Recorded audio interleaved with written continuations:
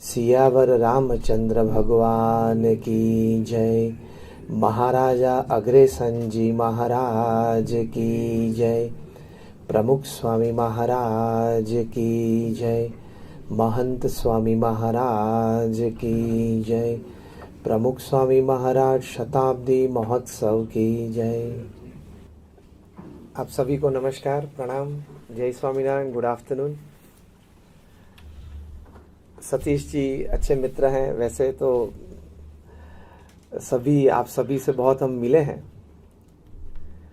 और इनका फ़ोन आया था कि आज दोपहर को यहाँ पधारे और कुछ हॉस्पिटल भी देखे और कुछ बात भी हो, लेकिन थोड़ा हम ट्रैफिक में we got a bit late, so will go around the hospital after the talk. Bipin Ram ji बराबर ना?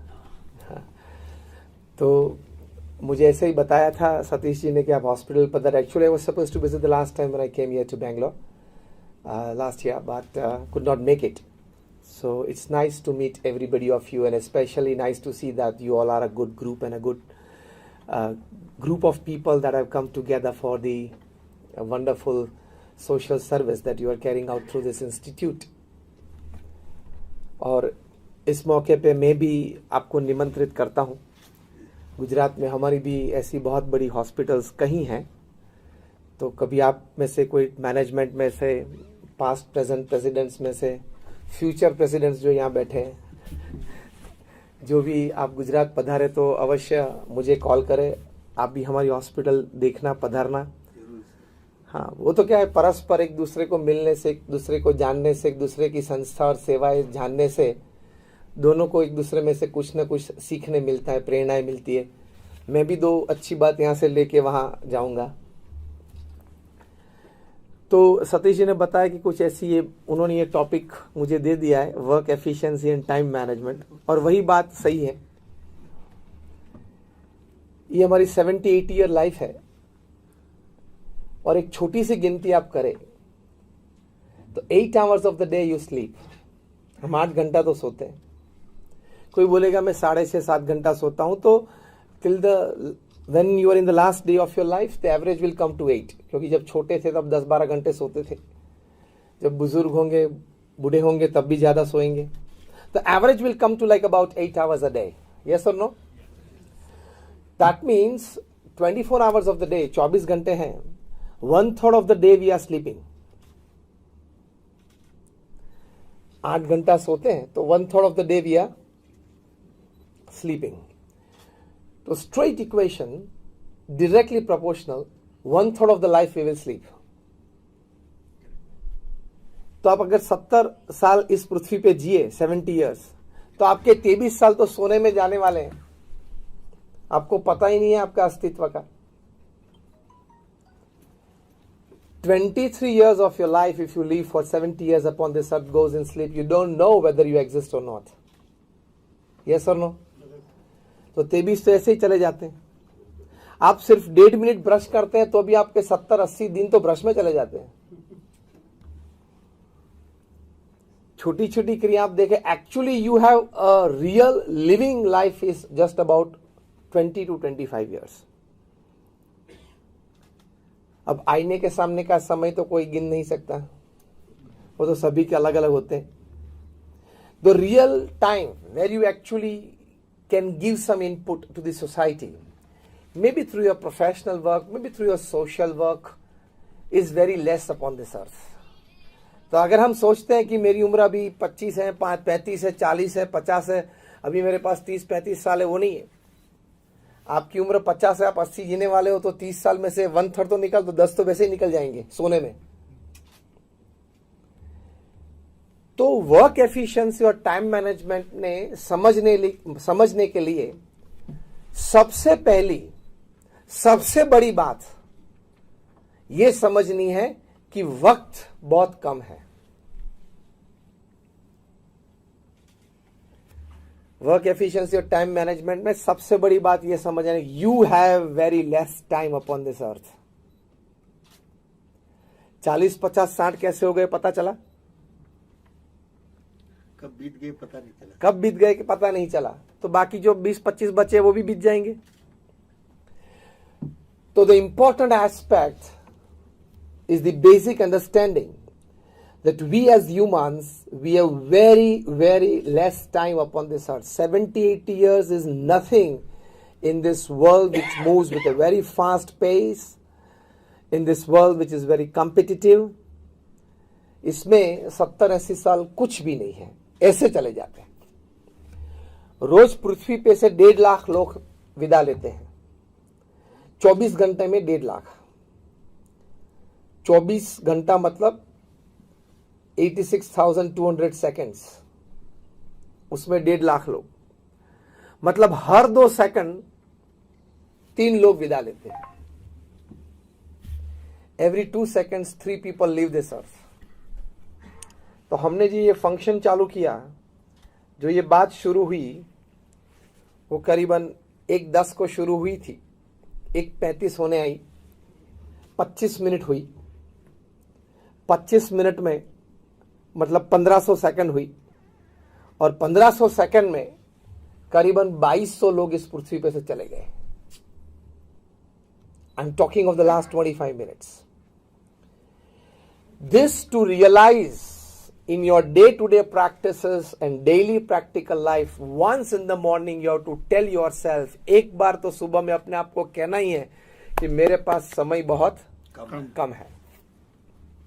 Yes or no? मैं चाहूंगा आप एक बार अभी बोले, मेरे पास समय बहुत कम है। And this is a fact, it's a reality. तो उस कम समय में हमें कुछ ऐसा करना है कि हमारी सांसारिक जवाबदारियां भी हमें अच्छी तरह से निभाएं, कुछ सेवा प्रवृत्ति में भी हम लोग प्रवृत्त हो, ताकि समाज को कुछ निस्वार्थ भाव से दे सके जो भी क्षेत्र में, और हमारा चारित्र का गठन भी ऐसा हो कि हमारे आसपास के लोग जो हैं, जो मित्र हैं, संबंधी हैं, उनको भी एक पवित्र चारित्र की प्रेरणाएं दे सके। तो ये कम समय में हमें ये 3 बात करनी है, which is called work efficiency and time management. पहली बात, सांसारिक जवाबदारियां बराबर निभानी है। उसमें नौकरी, धंधा, व्यापार, परिवार, मित्र सब आ जाते हैं, वो सब सांसारिक जवाबदारी है। दूसरी बात, कोई छोटी मोटी संस्था में या छोटे मोटे कारण में निस्वार्थ भाव से समाज सेवा करनी है, और कुछ समाज को निस्वार्थ भाव से प्रदान करना है, जो भी बन सके, जितना भी हो सके।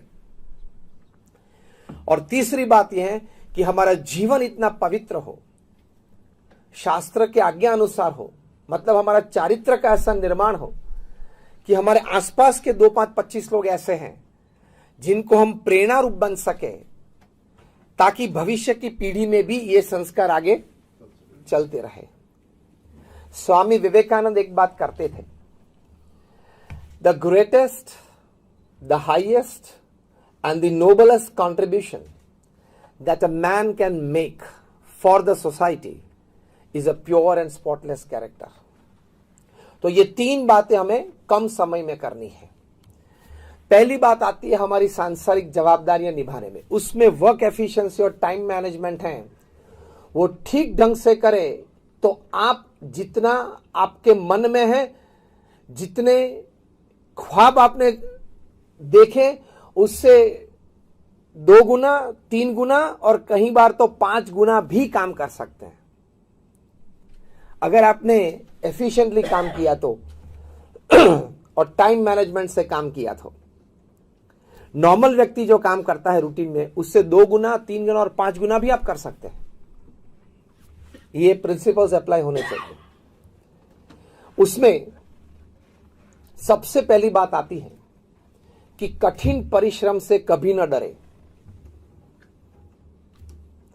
कठिन परिश्रम का कोई विकल्प नहीं है। You cannot go at the top with an elevator, it is always a staircase, 1 step at a time. ये एक हकीकत है। तो पुरुषार्थ करना इस सृष्टि का एक नियम है। पशु पंखी हैं वे भी पुरुषार्थ करते हैं। तो भगवान ने और कुदरत ने ये जो निर्माण किया है उसमें पुरुषार्थ सभी के लिए अपने अपने क्षेत्र में रखा है। हम मनुष्य तो हमारे पास खाने पीने की व्यवस्था तो पूरे साल की है, तो हम खाने पीने के लिए ज्यादा दौड़ते नहीं, तो हम पैसे ज्यादा बनाने के लिए या स्टेटस ज्यादा बनाने के लिए, प्रसिद्धि ज्यादा के लिए दौड़ते हैं। पशु पंखी वे सुबह उठ के दौड़ते हैं अपना पेट भरने के लिए। अफ्रीका की जंगल में एक कहावत है, every morning when the sun rises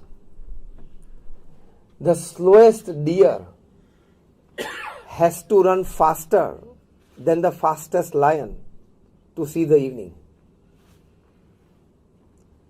वरना वो मर जाएगा, शिकार हो जाएगा उसका।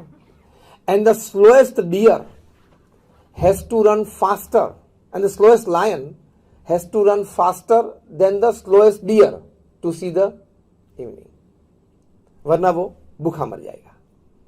फिर कंक्लूजन में क्या लिखा है, चाहे आप कुछ भी हो, शेर हो या हिरण हो, सुबह जब सूर्योदय होता है तो दौड़ना तो एवरीबडी हैज टू रन, शेर हो या हिरण हो।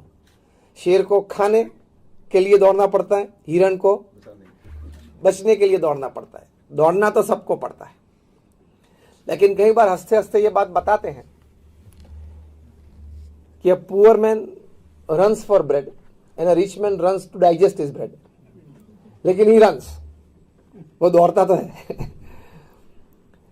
तो एक परिश्रम जीवन में करना है, क्योंकि अगर आपने जीवन में अपने कार्य क्षेत्र में यथार्थ पुरुषार्थ नहीं किया तो जीवन का संतोष नहीं मिलेगा आपको। संतोष के लिए बहुत जरूरी है। अंतिम समयों में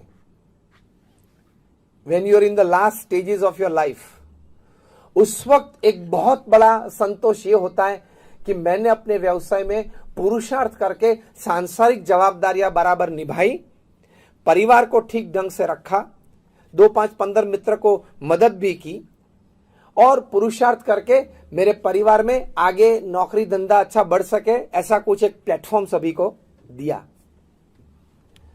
तो ये पुरुषार्थ करना बहुत जरूरी है। वर्क एफिशिएंसी से पहले वर्क की बात मैंने की, फिर अभी एफिशिएंसी की बात करूंगा। पहले तो काम की बात है, काम जो करना है वो व्यवस्थित करना है। हमारे गुरु थे प्रमुख स्वामी महाराज, इन्होंने कितना पुरुषार्थ किया, तभी हमारी ये जो संस्था है वो इतनी विश्वव्यापी बनी है।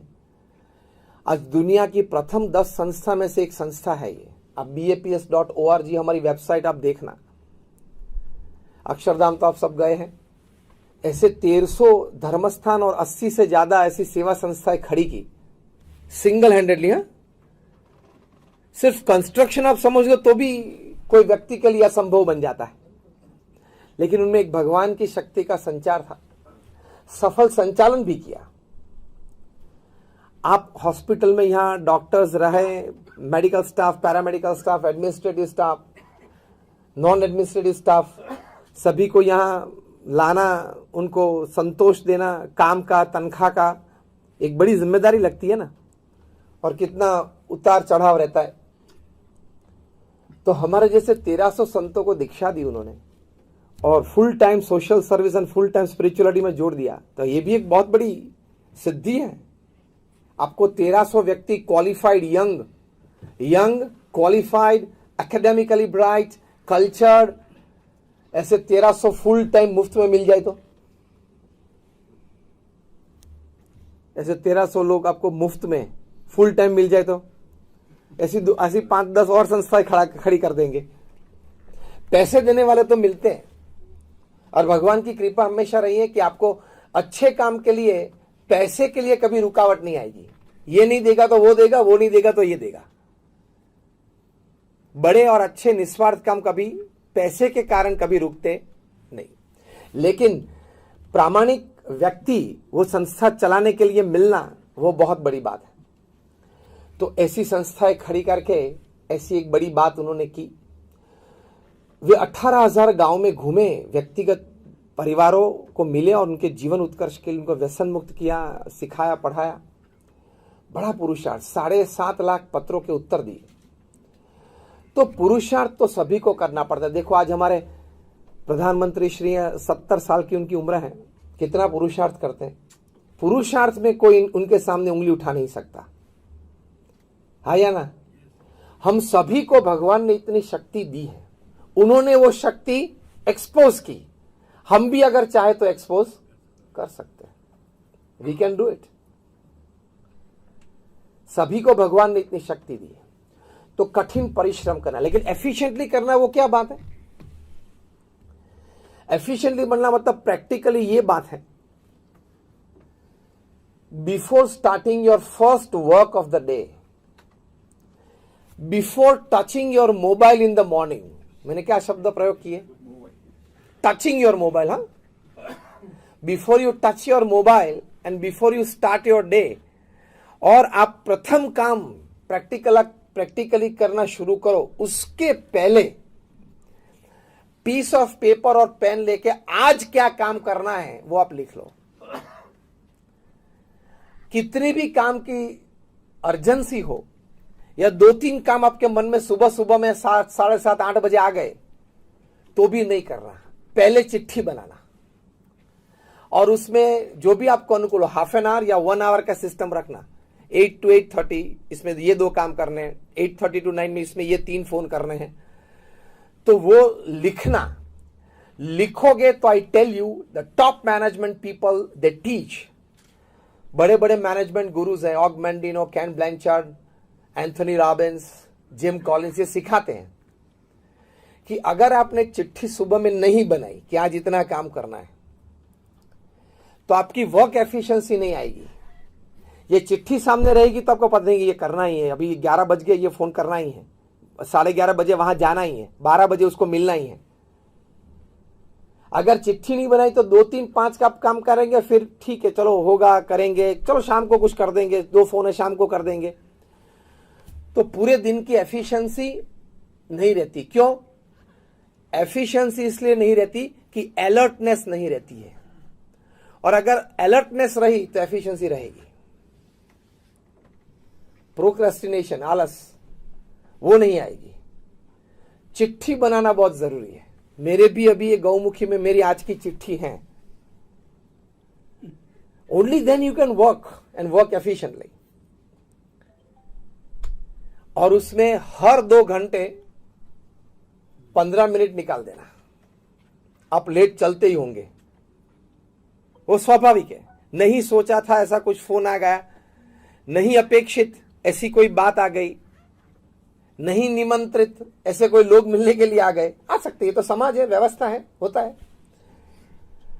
तो हर 2 घंटे में 15 मिनट निकाल देना, आप बहुत एफिशिएंटली शाम तक काम कर पाएंगे। और मनुष्य शरीर और मनुष्य बुद्धि की ताकत है, 8 घंटा 10 घंटा अच्छी तरह से काम कर सकता है। एक्चुअली आप तो सब साइंस के बैठे हो, मैं भी, I am also a student of science. तो ये साइंस तो ये बताता है कि दिमाग तो कभी थकता ही नहीं है, वो तो हमारे मसल्स बॉडी के थक जाते हैं, इसलिए सोने की इच्छा हो जाती है और हम सो जाते हैं और नींद आती है। ये तो कभी बंद ही नहीं होता है। आगे वाला बंद हुआ तो पिछले वाला चालू हो जाता है और पीछे वाला, आपसे वो जब उठते तब पीछे वाला बंद हो जाता है और आगे वाला जोर से चलता है। तो ये तो चलता ही रहता है। तो एफिशिएंटली वर्क के लिए एक प्रैक्टिकल यही बहुत अच्छी बात है। और एफिशिएंटली पूरा दिन अच्छी तरह से जाए, इसलिए जो टाइम मैनेजमेंट की बात है, मैं दोनों की बात अब साथ में करूंगा। इसलिए मैं एक अच्छी फॉर्मूला सिखाता हूं। मैंने 500 से भी ज्यादा जीवन चरित्र पढ़े हैं, from Nelson Mandela to Og Mandino to Winston Churchill, Mahatma Gandhi, Sardar Patel, Sachin Tendulkar, सभी के। और 15,000 से ज्यादा ऐसे छोटे मोटे कार्यक्रम में प्रवचन दिया है। अपनी संस्था में, जो हमारी इतनी बड़ी संस्था है, उसमें भी सभी प्रकार की छोटी मोटी ऐसी प्रवृत्ति में आई एम फुल्ली इन्वॉल्व। तो उससे एक फॉर्मूला मैंने डिजाइन की है, जो मैं सभी कॉर्पोरेट्स या कार्यशील व्यक्ति को बताता हूं। वो है 8+8+8 की फॉर्मूला है। आपके पास दिन में 24 घंटे हैं, उसको आप डिवीजन करें 8+8+8 सिस्टम में। प्रथम 8 घंटे हैं वो आपका निस्वार्थ मतलब निष्ठावान पुरुषार्थ, जो भी व्यवसाय में आप हैं, उसकी बात हमने की। दूसरे जो 8 घंटे हैं वो अच्छी नींद या आराम। Don't compromise on that, otherwise you will invite all sorts of physical, mental and emotional issues. Doctors जो बैठे, मैं सही बात कर रहा हूं? कितने डॉक्टर्स बैठे हैं? Just raise your hands. हाँ, कहीं बैठे हैं, तो मैं सही बात कर रहा हूं ना? Don't compromise on your sleep. तो दूसरे जो 8 घंटे उसमें अच्छी तरह से नींद या आराम। तीसरे जो 8 घंटे हैं वह बहुत इंपॉर्टेंट है। If you can live it well, you enjoy your life and you win your life. If you don't live it well, you may lose your life. तो तीसरे जो 8 घंटे हैं वो ये बात है। इसमें हम सिखाते हैं 3 F, 3 H और 3 S। 3 F ये बात है, फैमिली, फ्रेंड्स और फेथ। मतलब तीसरे 8 घंटे में से ये 9 डिपार्टमेंट में आपको तीसरे 8 घंटे बिताने हैं। 3 F मतलब फैमिली, फ्रेंड्स और फेथ। 3 H मतलब हेल्थ, हाइजीन और हॉबी। 3 H और 3 S है सोल, सर्विस और स्माइल। स्माइल, हंसते रहना, आनंद में रहना। क्योंकि एक बात बहुत ठीक है कि किसी भी व्यक्ति पृथ्वी पे जिंदा है तो smile is the proof of it. तो फिर से मैं रिपीट करूंगा, ये 9 क्षेत्र में आपके तीसरे 8 घंटे फ्रेगमेंट्स में पूरे दिन में बीतने चाहिए। Family, friends, faith, health, hygiene, hobby, soul, service and smile. अगर ये 8+8+8 सिस्टम में आपने अपना दिन अच्छी तरह से बिताया, हर दिन इस तरह से बिताया, तो आपका महीना, आपका वर्ष, आपका जीवन इसी तरह 8+8+8 सिस्टम में बीतेगा। तो उसको बोलते हैं वेल लिव्ड बैलेंस्ड लाइफ। इसको वर्क एफिशिएंसी और टाइम मैनेजमेंट में ये 8+8+8 सिस्टम सीखना है। तो बहुत अच्छी तरह से अगर पूर्ण पुरुषार्थ के साथ थोड़ा सा ध्येय लेके हम ये पुरुषार्थ करें तो जीवन में संतोष रहेगा। Because at the end of the day and at the end of your life, if you can put your hand on your chest and tell yourself yes I lived, और ऊपर जाके भी कुछ देखा तो नहीं आज हमने, लेकिन ऊपर जाके भी अगर भगवान के सामने खड़े रहे और हम बोल सकते हैं कि हाँ आपने मुझे 70-80 साल का जीवन दिया था, how did I live it, तो भगवान को भी बोलना पड़े हाँ great, you did a great job upon this earth. ऐसा कुछ तो करना चाहिए कि नहीं? वरना तो 1.5 लाख तो है ही रोज के, आते हैं चले जाते हैं, आते हैं चले जाते हैं। तो 8+8+8 सिस्टम में रहेंगे तो you leave your day well, you leave your life well. तो ये बैलेंस लाइफ है। This is called time management in your life. अब माइक्रो पे आते हैं थोड़ा। ये मैंने मैक्रो की बात की, अब थोड़े माइक्रो पे आते हैं। आप जब अपना समय, क्योंकि सबसे कीमती बात पृथ्वी पे क्या है? समय। पैसे जाते हैं, चले जाते हैं, वापस भी आ सकते हैं और आते हैं लोगों को। सब कुछ इस पृथ्वी पे समय के अलावा जो भी बात, जो भी चीज है, वो अगर जीवन में से हमने गंवा दी तो वापस आ सकती है। समय कभी वापस नहीं आता है। आज की जो तारीख है 15 मई 2019, आज का सूर्योदय फिर से आपके जीवन में कभी नहीं आएगा। तो ये टाइम मैनेजमेंट में भी, जब वर्क एफिशिएंसी में पहले हमने वर्क की महिमा समझी, तो टाइम एफिशिएंसी में टाइम की कीमत भी समझना बहुत जरूरी है। तो जब आप टाइम की कीमत समझोगे तो एक एक मिनट आप किस तरह से हम उपयोग कर सके, इस्तेमाल कर सके, वो आप कर पाएंगे। रतन टाटा जी का नाम आपने सुना होगा। रतन जी जिस प्रकार की टाइम एफिशिएंसी और टाइम मैनेजमेंट में काम किया, unbelievable. 80 companies under Tata Sons, 80 company है, 15 से 18 कंपनी तो फॉर्च्यून 500 की लिस्ट में है। ये टीसीएस वगैरह कंपनी 40,000 करोड़, 60,000 करोड़, 1 लाख करोड़ की कंपनीज है। टाटा ट्रस्ट के एक एग्जीक्यूटिव है, वे हमारे बहुत अच्छे मित्र हैं।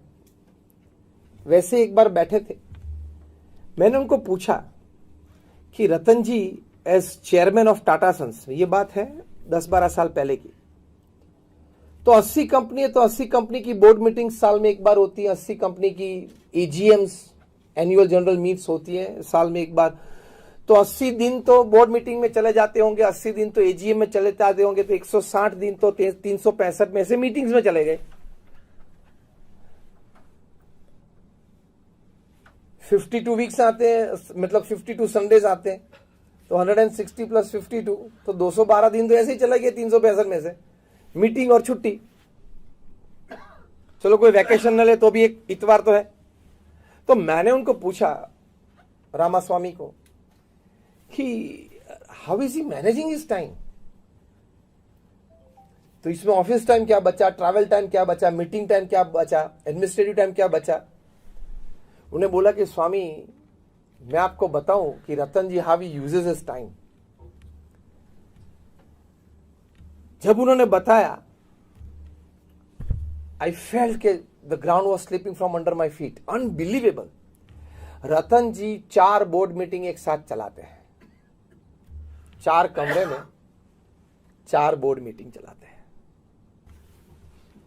तो 4-4 मीटिंग चलाते एक बार।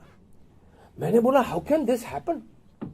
टीसीएस तो कंप्यूटर वाली सब बातें होती है, वहां से बाहर निकले तो हाउसिंग की बात आ जाती है, हाउसिंग में से बाहर निकला, बीच में समय कितना मिलता है, ये कमरे में से निकले, पूरा माइंडसेट बदलना होता है ना।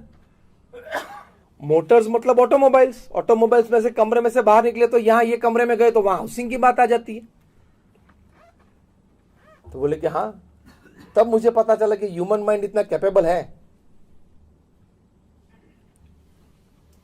और बोले कि घर से निकलते हैं, गाड़ी में बैठते हैं, then he touches his file to know today's agenda of the meeting, सिर्फ गाड़ी में पढ़ लेते हैं। लेकिन रामास्वामी ने मुझे कहा कि एक भी प्रसंग ऐसा नहीं है, वे बोल रहे थे, मुझे कह रहे थे कि मैं 35-40 साल से उनके साथ हूं, एक भी प्रसंग ऐसा नहीं बना है कि मीटिंग पूरी होने के बाद वे कहे कि अगर यार, अरे वो एक एजेंडा था वो तो रह गया, या वो बोले कि चलो अभी कोई एजेंडा में कोई बात बाकी है।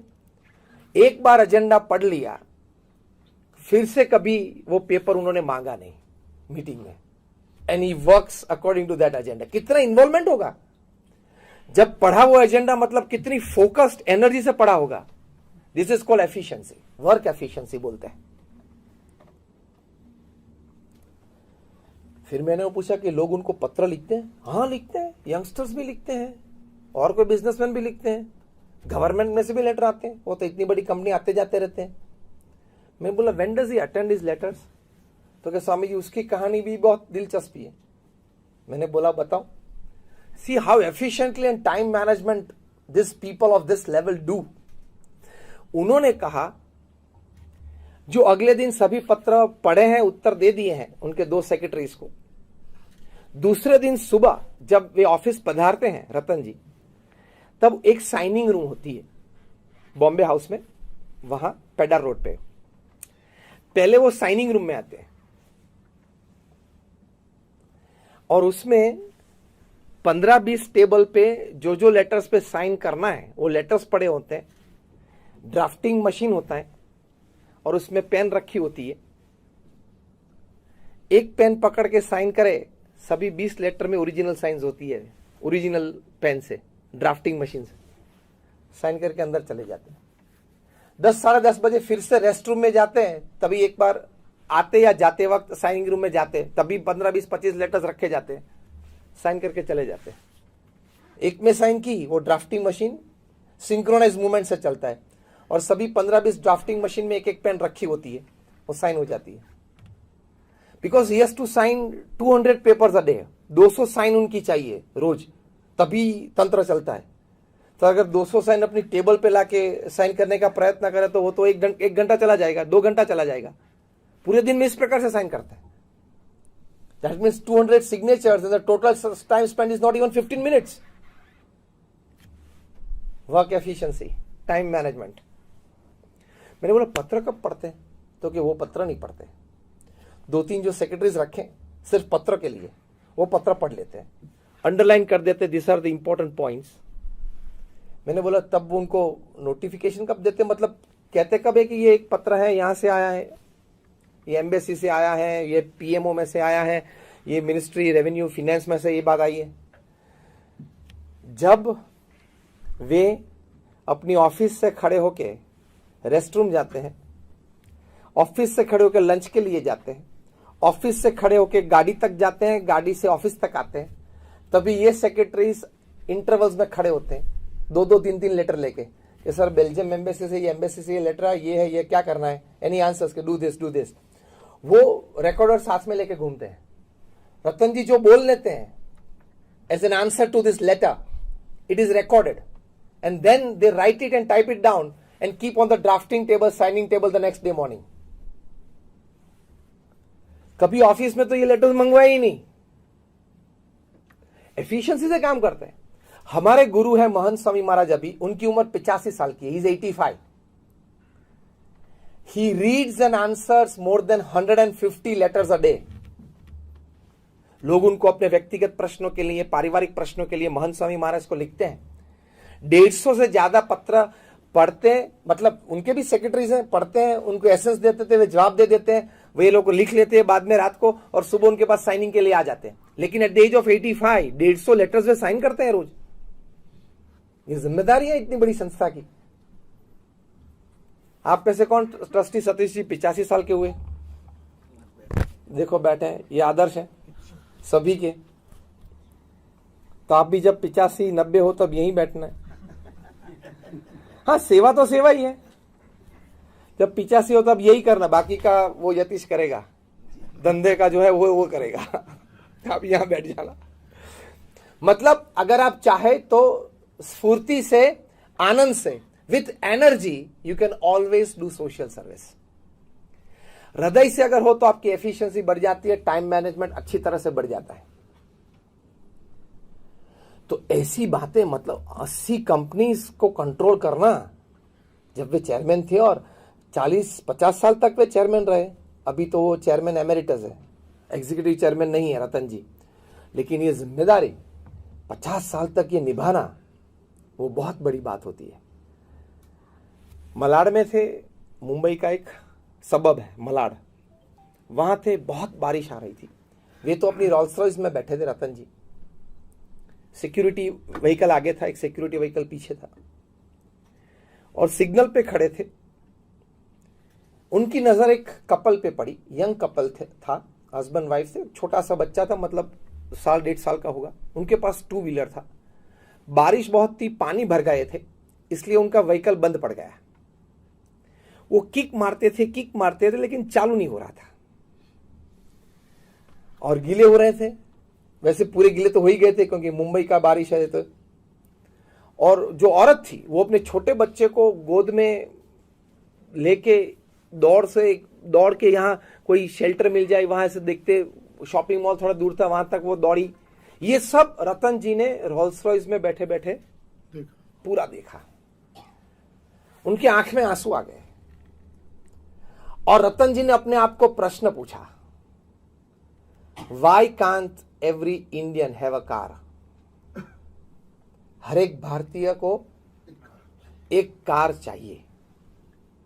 और दूसरा वाक्य वे बोले, every Indian must have a car and I will give a car to every Indian for just 1 lakh rupees. Middle class, lower middle class को। और इस विचार में से जन्मा टाटा नैनो। सक्सेस स्टोरी उसकी प्रैक्टिकल मार्केट में प्लस माइनस कम ज्यादा वो एक दूसरी बात है, लेकिन एक संकल्प, एक भावना, एक काम और एक लोग और समाज के प्रति कुछ करने की भावना। अब अपने काम में ही उलझे हुए थे, इतनी बड़ी कंपनी चला रहे थे, उसके बीच एक नया विचार इस प्रकार का आना और ये दर्जे का आना, मतलब ये निस्वार्थ सेवा। तो जो मैंने तीसरी बात बताई थी कि आपकी वर्क एफिशिएंसी और टाइम मैनेजमेंट बढ़ जाएंगे जब आप कोई निस्वार्थ भाव से सेवा करेंगे। क्यों? कि निस्वार्थ भाव से सेवा करेंगे, आपके स्ट्रेस लेवल्स नीचे रहेंगे।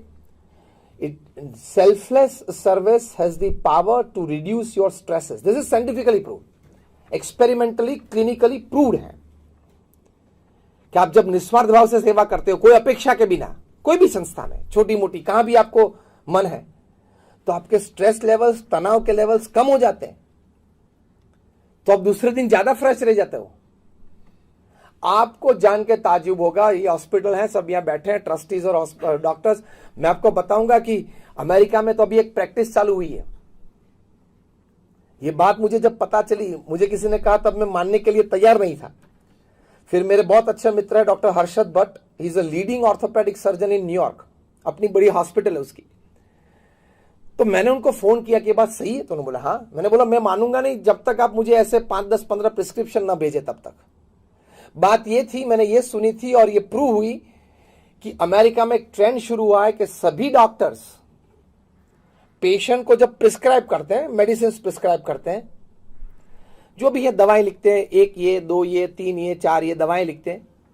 फिर 5वीं बात ये लिखते हैं, मतलब दवाई का लिस्ट पूरा, उसके बाद ये लिखते हैं 2 hours of social service every week, हर हफ्ते 2 घंटा समाज सेवा करनी है। और उसके बाद लास्ट में लिखते हैं हर रोज भगवान को प्रार्थना करना। तो निस्वार्थ सेवा और भगवान को प्रार्थना, ये अभी मेडिकल डॉक्टर्स ऑफिशियली प्रिस्क्राइब करते हैं अमेरिका में। मैंने डॉक्टर हर्षद को कहा कि मुझे 8-10 प्रिस्क्रिप्शन आप भेजे, तभी बात मैं प्रवचन में करूंगा, उसके पहले नहीं करूंगा। और अलग अलग डॉक्टर के भेजे, ऑर्थोपेडिक हो, पीडियाट्रिक हो, ऑन्कोलॉजिस्ट हो, कोई सर्जन हो, गायनेक हो, सभी का भेजना मुझे। फिर भेजा, मैंने देखा तो ये बात सही थी, लिखते थे डॉक्टर ऑफिशियली प्रिस्क्रिप्शन में। क्योंकि उससे आपके जीवन में भी, स्वास्थ्य की दृष्टि भी बहुत लाभ है निस्वार्थ भावना सेवा से और भगवान की प्रार्थना से। और आपके स्ट्रेस लेवल्स कम हो जाते हैं, आपका टायर्डनेस कम हो जाती है, तो आपकी वर्क एफिशिएंसी और टाइम मैनेजमेंट दूसरे दिन ज्यादा बढ़ जाते हैं।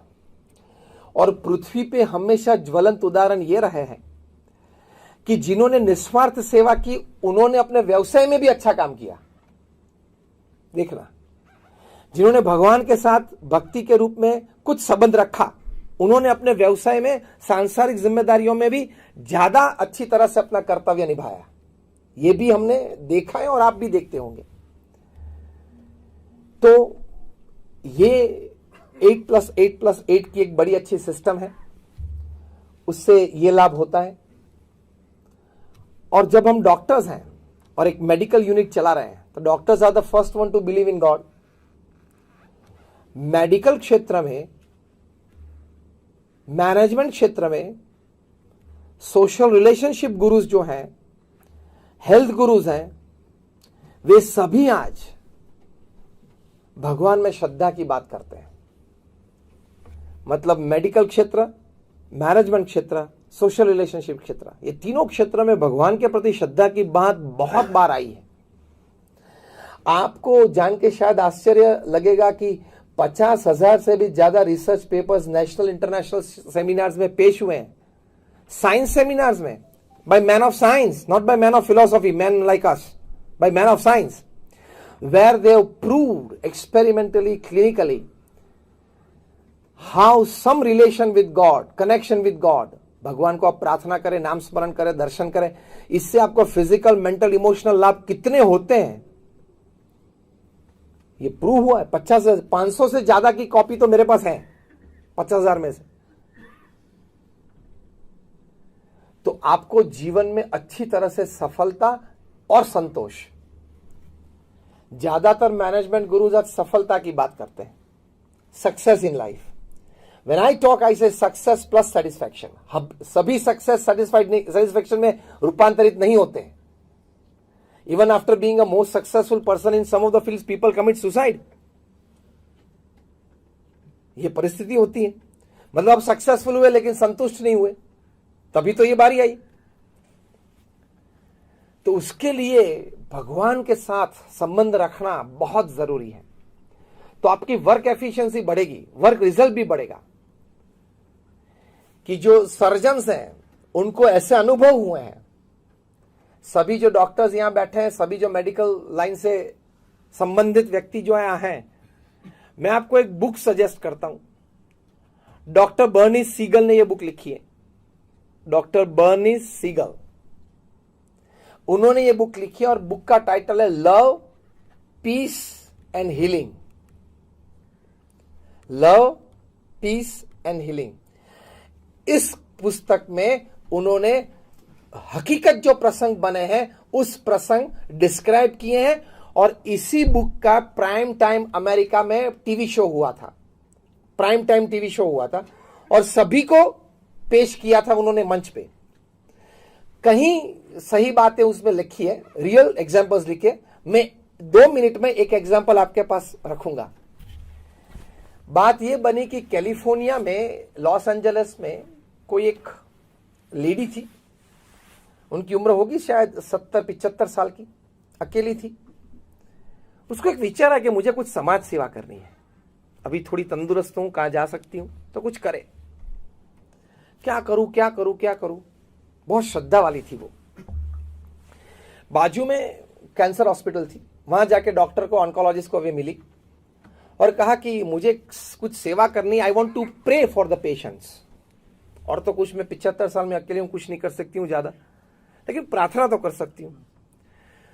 तो आप मुझे जो 4th स्टेज कैंसर वाले हैं उनके फोटोग्राफ्स आज मुझे दे, मैं घर में, अपने घर मंदिर में, घर में जो हमारा छोटा सा जो देवस्थान होता है, वहां देवस्थान में ये फोटो भी भगवान के साथ रखूंगी, और जब मैं प्रार्थना करूंगी, भगवान को अपनी पूजा करूंगी, तब इनके लिए भी करूंगी। तो डॉक्टर ने कहा हाँ भाई ठीक है, चलो, इसमें कोई नुकसान तो है नहीं। उन्होंने 2-3 फोटोग्राफ्स उनको दिए कि ये पेशेंट अभी मेरी हॉस्पिटल में 4th स्टेज में, और महीने में, 4 महीने में शायद उनकी मृत्यु निश्चित है। घर जाएगी वो, रखेगी, प्रार्थना करेगी, और प्रार्थना में भगवान को कि इनके छोटे बच्चे हैं, बीबी हैं, छोटा सा संसार है, आप कृपा करें, इनको रोग मुक्त करें, ऐसी प्रार्थना करती थी। फिर अपने आप को इमेजिन करती थी कि मैं डॉक्टर बन गई, और डॉक्टर बन के मैं उनके शरीर में प्रवेश करती हूं, और उनके ढेर सारे जो कैंसर के जम्स है वो एक ही जगह पे जमा हुए हैं, और मेरे हाथ में एक बहुत बड़ा पौधा है, मैं लेके सबको बाहर निकालती हूं, और अभी वो कैंसर मुक्त हो गया। Just imagination.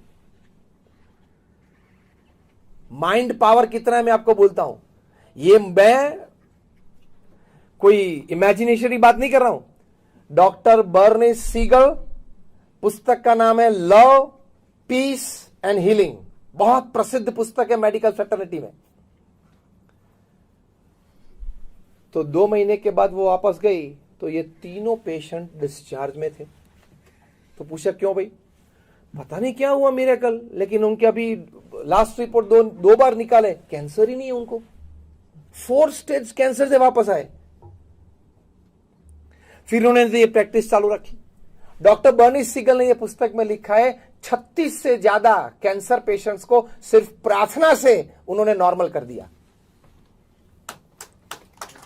इतनी ताकत हमारे माइंड पावर में भी है, गॉड पावर में भी है, उन दोनों के कनेक्शन में भी है। अगर यहां अग्रेसन हॉस्पिटल में से 50 कैंसर पेशेंट्स वापस अच्छे होके जाए तो आपकी इज्जत कितनी बढ़ जाएगी बेंगलुरु में? टेल मी यस और नो। तो इसमें आप प्रार्थना के एलिमेंट जोड़ दें, दवाई भी अच्छी करें, ऑपरेशंस भी करें, ये भी करें। मैं ये नहीं बोलता हूं सिर्फ इनके पे डिपेंडेंट रहे, लेकिन add one more element, add one more treatment element. दवाई देते हैं, ऑपरेशंस करते हैं, इसके साथ प्रार्थना भी जोड़ दें, तो आपकी वर्क एफिशिएंसी, वर्क रेशियो कितना अच्छा बढ़ गया। इतने अच्छे पेशेंट्स, इतनी अच्छी रिजल्ट आती है। तो ये लव, पीस एंड हीलिंग पुस्तक में ये लिखा है। बहुत अच्छी बात लिखी। ये तो मैंने एक बात आपको की। न्यूयॉर्क में इसी पुस्तक, ये सभी को, ये पेशेंट्स को, ये व्यक्ति को डॉक्टर बर्नी सीगल ने प्राइम टाइम अमेरिकन टीवी पे पेश किया और मिलियंस ऑफ व्यूअर्स ने ये सब देखा है। न्यूयॉर्क में एक व्यक्ति का हाथ गाड़ी के नीचे आ गया और पूरा क्रश हो गया। इसमें तो कितने सारे बोन्स होते हैं, छोटे छोटे, पाम में, हैंड में, सभी क्रश। ट्रक के नीचे अगर ये हाथ आ गया तो कैसा बन जाता है, एकदम ऐसा लूज हो गया। सभी ने कहा इसमें कोई सर्जरी पॉसिबल नहीं है, इस तरह से जियो या यहां से काट दो, जो भी आपको करना है। अमेरिका में सभी बड़े बड़े ऑर्थोपेडिक सर्जन्स ने यही सजेशन किया। ये व्यक्ति ने कहा कि माइंड में बहुत पावर है और माइंड कनेक्शन विद गॉड, इसमें बहुत पावर है। अपना हाथ टेबल पे रख के, हाँ दवाई वो जो है वो लेता था, इंजेक्शन जो लेने वो लेता था, लेकिन वो इमेजिनेशन करे रोज शाम को कि God is coming to my house. And then he has started operation on my last finger first. फिर वो गॉड के साथ कॉन्वर्सेशन करेगा, भगवान जरा धीरे, हाँ पेन प्लीज सर, पेन हो रहा है, पेन हो रहा है। इतना कनेक्शन रखता था वो, इमेजिनेशन ये रखता कि भगवान मेरा ऑपरेशन कर रहे हैं। और फिर 1 घंटा ऑपरेशन चला, फिर वो अपने आप ही उस पर एक बैंडेड बांध देता था कि ये ऑपरेशन करने के बाद बैंड कर दिया, ये लगा दिया। फिर दूसरे दिन दूसरा इमेजिनेशन, अब भगवान दूसरी बार आए मेरे घर में डॉक्टर के स्वरूप में, व्हाइट एप्रन पहनाए, स्टेथोस्कोप है, आए, ये ऑपरेशन चालू किया। फिर अपने आप बैंडेड कर देता था उसको। After 40 days he could lift 20 kgs with that hand, absolutely normal, like you and me. ये प्रसंग भी डॉक्टर सीगल ने लव, पीस और हीलिंग में लिखा है। ये बात सभी सही है। तो आपको वर्क एफिशिएंसी बढ़ानी है, मतलब आपका वर्क रिजल्ट बढ़ाना है, तो एक अच्छा एलिमेंट ये भी है। सतीश जी, तो ये एक सुझाव है। अभी ये मैंने जो 2 प्रसंग अभी कहे, तो उससे ये एक सुझाव है आप सभी को, बड़े लोग यहां सब बैठे हो, तो रोज सुबह को एक टाइम फिक्स कर दो और शाम को एक 5-5 मिनट का, जो सब प्रार्थना में साथ एक साथ जुड़ जाए। सुबह में जो करे उसमें शायद ऐसे हो कि कोई काम में हो, इमरजेंसी में हो, ऑपरेशन में हो, ना आ सके तो वो शाम को आए। 2 बार सभी को आने की जरूरत नहीं है। एक प्रैक्टिकल बात है, सुबह में जो आ जाए वो शाम को ना आए, शाम को आ जाए वो सुबह में ना आए, अनुकूल हो, ठीक है। तो एक प्रार्थना के एलिमेंट, और प्रार्थना में सिर्फ अपने आप के लिए नहीं, when you pray for others it fructifies better and more quickly. तो आप सभी पेशेंट के लिए एक प्रार्थना के एलिमेंट चालू करें। इससे प्रेरणा लेके हमने 2004 में मुंबई में एक प्रयोग किया था। 2004 में मुंबई के सभी हॉस्पिटल्स, छोटी मोटी, गवर्नमेंट, प्राइवेट, नर्सिंग होम, सभी में हमारे 2500 बच्चे, छोटे, BAPS हमारी ऑर्गेनाइजेशन चाइल्ड फोरम्स के, लड़के और लड़कियां दोनों, छोटे मतलब उनकी उम्र 7, 8, 9 साल की, व्हाइट एंड व्हाइट जो हमारा संप्रदाय का ड्रेस है वो पहन के, ये 4-4 के ग्रुप में, 2 लड़के 2 लड़कियां, छोटे छोटे 4-4 के ग्रुप में, हर हॉस्पिटल में, पूरे मुंबई में, हर पेशेंट के पास जाके उसके बेड के पास खड़े होकर उन्होंने प्रार्थना की। Practically we did it. In summer vacation of 2004, 2500 little children, boys and girls, they visited each and every hospital of Mumbai. हर एक पेशेंट के पास गए और पहले उनको बोलते थे कि हम कहां से आए, और फिर बोलते हम आपके लिए प्रार्थना करने के लिए आए। फिर वहां खड़े रह के 5 मिनट प्रार्थना करते थे कि आपका स्वास्थ्य अच्छा हो, आप जल्दी से स्वस्थ हो जाए। और फिर एक फल उनको दे के आते थे, और ये बच्चे भी जो फल लेके जाते थे, हमने उनको सिखाया था कि माता पिता के पास पैसा मत मांगना, अपने पॉकेट एक्सपेंस में से निकालना, ताकि बचपन से उनको ये संस्कार मिले सेवा का। तो ये बच्चों ने अपने पॉकेट एक्सपेंस में से, पॉकेट मनी में से ये फल लाए। तो एक केला दे या एक सफरजन दे, पेशेंट तो रोने लगते थे। हमारे पास इस सभी के फोटोग्राफ्स भी हैं, हमारी संस्था में वीडियोग्राफी भी है, तो हम ये करते थे। तो सभी ये हॉस्पिटल्स में से हमको रिपोर्ट मिला कि हमारे कहीं पेशेंट हम जानते थे कि 1 महीने में तंदुरुस्त हो जाएंगे, 15-20 दिन में डिस्चार्ज हो गए, ये ऐसे रिजल्ट्स मिले हमको, तो ये सही, तो ये वर्क एफिशिएंसी बढ़ गई ना। स्पिरिचुअल एलिमेंट से ये बढ़ती है, तो ये बहुत जरूरी है। और आखिर में ये बात करना चाहूंगा, the last point in 3 minutes, कि हम काम करेंगे तो सफलता भी मिलेगी, निष्फलता भी मिलेगी, हाँ या ना। हर बार तो सफलता भगवान ने लिख के हमको गारंटी तो नहीं दी है, और अगर हर बार सफलता मिलती है तो मनुष्य जीवन का आनंद भी नहीं है। कुछ चैलेंज हो, कुछ अपोजिशन हो, तो व्यक्ति का दैवत बार आता है ना। कितने अपोजिशन में भी व्यक्ति काम कर सकता है, वो हमारे सामने जीवंत मूर्तिमान उदाहरण तो है। कितनी अपोजिशन में भी एक व्यक्ति काम कर सकता है। कितनी ताकत ह्यूमन सोल में है, हमारे आत्मा में और मन में कितनी ताकत है। In severe opposition a person can work to this level, administer to this level, make public appearances, make 5 speeches a day and not make a single mistake. बहुत बड़ी बात है ये, दिस इज अनबिलीवेबल। तो ये बात एक हकीकत है कि हम कर सकते हैं। तो सफलता भी मिलती है, कभी निष्फलता भी मिलती है, लेकिन हमारे अंतर में इतनी ताकत भगवान ने रखी, वी मस्ट एक्सपोज इट। तो जब निष्फलता मिले तब वर्क एफिशिएंसी हमारी कम हो जाती है, कि ये ठीक नहीं हुआ, निराश हो जाते हैं, थोड़ा स्ट्रेस आ जाते हैं, दूसरे दिन काम में मजा नहीं आती है।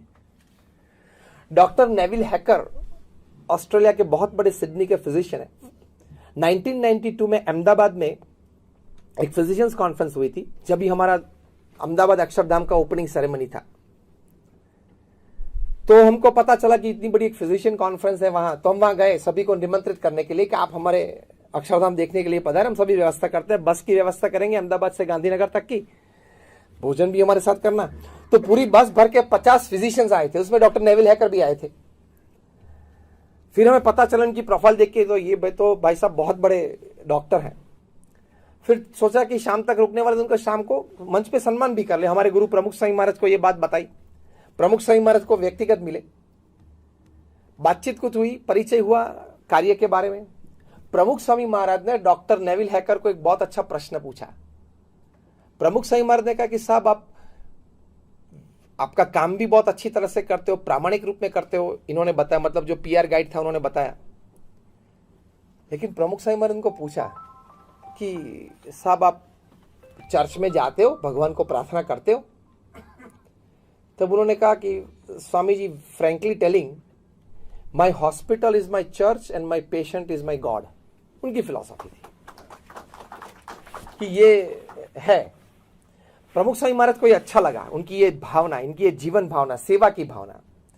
फिर भी प्रमुख स्वामी महाराज ने इंसिस्ट रखा कि फिर भी जो चर्च है, मतलब स्पेशल जो धर्मस्थान है, आप क्रिश्चियन है इसलिए चर्च, तो आप जाना और हफ्ते में एक बार और प्रार्थना करना। तो उनकी मुखाकृति से पता चला कि उनको ये बात ज्यादा, मतलब एक्सेप्टेबल नहीं ज्यादा लगी। तो प्रमुख स्वामी महाराज एक बहुत अच्छा प्रश्न उनको पूछा। ये प्रश्न के उत्तर में उनको श्रद्धा बैठ गई। प्रश्न क्या पूछा? प्रमुख स्वामी महाराज ने उनको पूछा कि सर, कभी ऐसा होता है कि बहुत बड़ा, बहुत गंभीर और क्रिटिकल ऑपरेशन होता है और आप अच्छी तरह से कर सकते हो? वे सर्जन थे। तो बोला कि कोई ऐसा कठिन कोई ऑपरेशन और आप अच्छी तरह से कर सको तो आप एकदम आनंदित हो जाता है कि yes, there is a good achievement today. तो क्या हाँ, और होना ही चाहिए। प्रमुख स्वामी महाराज ने दूसरा प्रश्न पूछा, और कभी ऐसा बनता है और बना है कभी जीवन में कि ऑपरेशन एकदम सिंपल हो और आपको जजमेंट होगी तो हो जाएगा, और फेलियर हुआ और पेशेंट मर गया? तो क्या हाँ स्वामी जी, ऐसा भी हुआ है। तब आप दुखी हो जाते हो? उन्होंने बोला बहुत दुखी हो जाता हूं।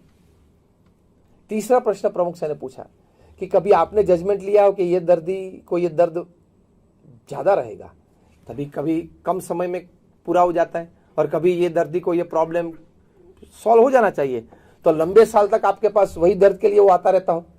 तो क्या वह ऐसा भी बना है? तो तभी कभी आप डिस्टर्ब हो जाते, तो क्या हो जाता हूं ना। प्रमुख स्वामी ने पूछा कि ऑपरेशन सक्सेसफुल हो या फेलियर हो, आपको स्थिर रहना बहुत जरूरी है, तो आपकी एफिशिएंसी बढ़ेगी, काम की स्टेबिलिटी बहुत जरूरी है। डॉक्टर नेविल हैकर ने कहा कि स्वामी जी मैं इसी प्रश्न का उत्तर ढूंढ रहा हूं कितने सालों से, कि वेदर मैं सक्सेसफुल हूं या फेलियर हूं कोई भी एक ऑपरेशन में, लेकिन मेरी स्थिरता तो बनी रहनी चाहिए। प्रमुख स्वामी महाराज ने कहा उसके लिए हमारे श्रीमद् भगवद गीता में भगवान श्री कृष्ण ने कहा है कर्मण्येवाधिकारस्ते मा फलेषु कदाचन। भगवान कृष्ण ने अर्जुन को कहा है कि कर्म करना तेरी फर्ज है और अधिकार है। जो भी तेरे पास शक्ति है, बुद्धि है, कला है, वो सब put all your resources in your work, सभी रख देना। लेकिन अंतिम परिणाम भगवान क्या कहते हैं, मैं तय करूंगा। क्योंकि तूने तो तेरा ऑपरेशन अच्छा कर दिया, लेकिन मैंने तय किया है कि ये पेशेंट को ये निमित्त खड़ा करके मुझे उसकी आयुष्य पूरी करनी है। तो आपने तो डॉक्टर के रूप में हर बार जो आप करते हैं उसी तरह अच्छी तरह से ही ऑपरेशन किया है, लेकिन उसकी आयुष्य पूरी हो गई है और मैंने ही ये निमित्त खड़ा किया है रोग का उसकी आयुष्य पूरी करने के लिए। फिर आप कितना भी अच्छा ऑपरेशन करेंगे फिर भी हो जाएगा, सिंपल। उसने बोला कि Swami ji this is a very fantastic thought process. Pramukh Swami महाराज ने बोला हमारे श्रीमद् भगवद गीता में ये बात है, भगवान श्री कृष्ण ने कही है। उन्होंने बोला बहुत अच्छी बात है Swami ji, I must take this back home. तो हमारी वर्क एफिशिएंसी के लिए हमारी स्टेबिलिटी बहुत जरूरी है। स्टेबिलिटी के लिए ये अंडरस्टैंडिंग बहुत जरूरी है, क्या कि हमारे पास जो भी बुद्धि शक्ति जो भी है, कला, वो हमारे कार्य में पूरी तरह से रख देनी है। और फिर शाम को प्रार्थना करके स्वामी जो भी परिणाम मुझे मिला मुझे मंजूर है। तो ये स्थिरता रहेगी तो काम अच्छी तरह से कर पाओगे, एफिशिएंटली कर पाओगे। तो ये वर्क एफिशिएंसी और टाइम मैनेजमेंट की दृष्टि से एक बड़ी बात है। आप सभी का बहुत आभार कि आपने हमें यहाँ बुलाया और प्रेम से, क्योंकि दोपहर का वक्त प्रवचन सुनने के लिए बहुत कठिन समय होता है। अर्ली मॉर्निंग ठीक है, शाम को ठीक है, लेकिन यही समय सतीश जी ने मुझे कहा कि आप आ जाएंगे 1 बजे। मैंने बोला हाँ ठीक है आ जाएंगे। ऑफिस का वर्किंग आवर्स रहता है। हाँ इसलिए मैं समझ गया, इसलिए मैं सब कुछ समझ गया। सबने भोजन भी बाकी है, मैं समझ सकता, क्योंकि हम भी हॉस्पिटल स्कूल सभी चलाते हैं, इसलिए मुझे पता है कि ये समय क्या होता है, कैसे आ सकते हैं। तो लेकिन आप सब यहाँ पधारे, आज हम भी शुभकामनाएं व्यक्त करते हैं कि आपकी हॉस्पिटल में, यहाँ अग्रसेन हॉस्पिटल में जो भी पेशेंट आए वो अच्छी तरह से इलाज पाके और स्वस्थ होके यहाँ से जाए, ऐसी हम प्रार्थना करते हैं। और हम सभी भगवान स्वामीनारायण को और हमारे महाराजा अग्रसेन जी महाराज को प्रार्थना करते हैं कि सभी पेशेंट पे उनके आशीर्वाद रहे। और यहाँ जो डॉक्टर्स हैं, मेडिकल स्टाफ है, पैरामेडिकल स्टाफ है, एडमिनिस्ट्रेटिव नॉन एडमिनिस्ट्रेटिव स्टाफ है, उन सभी के जीवन में ये सेवा भावनाएं, ये कर्तव्य निष्ठा, प्रामाणिकता से वे कार्य करते रहें और आपकी हॉस्पिटल का नाम बहुत आगे बढ़े और सभी पेशेंट्स को यहाँ बहुत लाभ मिले। और आप जो यहाँ बैठे सभी जो व्यवस्थापक और मुख्य ट्रस्टी और प्रेसिडेंट, वाइस प्रेसिडेंट, आपकी नेक्स्ट पीढ़ी में भी ये भावनाएं चालू रहे और 25 साल के बाद आपकी नेक्स्ट जनरेशन यहीं बैठी हो इसी प्रकार की व्यवस्था में, ऐसी भी हम प्रार्थना करते हैं। आप सभी का आभार, नमस्कार और जय स्वामीनारायण।